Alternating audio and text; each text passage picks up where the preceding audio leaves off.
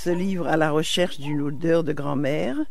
C'est le récit de vie d'une enfant de la DAS, une enfant qui a été prise en charge par l'État, hein, et qui a vécu de parent en parent, de maison en maison, et qui est en somme très fatiguée, et qui est grâce à sa grand-mère qui lui a appris à vivre, quoi.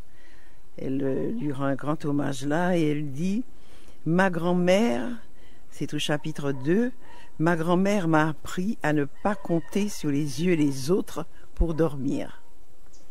Je suis restée avec grand-mère moins longtemps qu'avec maman. Maman était en meilleure santé, elle ne buvait pas, mais grand-mère a plus fait pour moi que maman. Elle m'a beaucoup appris, et surtout à ne pas compter sur les yeux des autres pour dormir.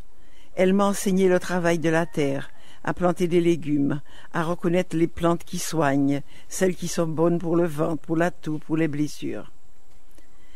Quand j'ai très mal, ma grand-mère m'avait donné un mouchoir, et alors je prends ce mouchoir, ce qu'on appelle un madras chez nous ici, et je serre ma tête avec ce madras, et je me sens très forte.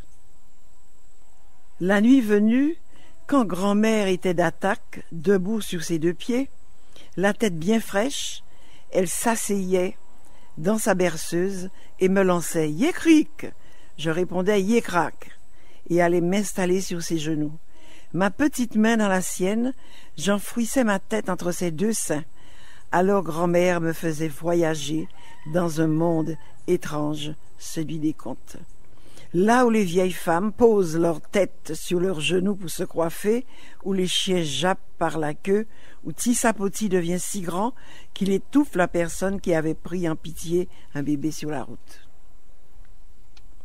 J'aimais beaucoup les contes où les enfants orphelins, pauvres, à force de lutter contre la misère, de marcher, d'employer la ruse comme compère Lapin, finissaient une fois grands par devenir riches et respectés de tous.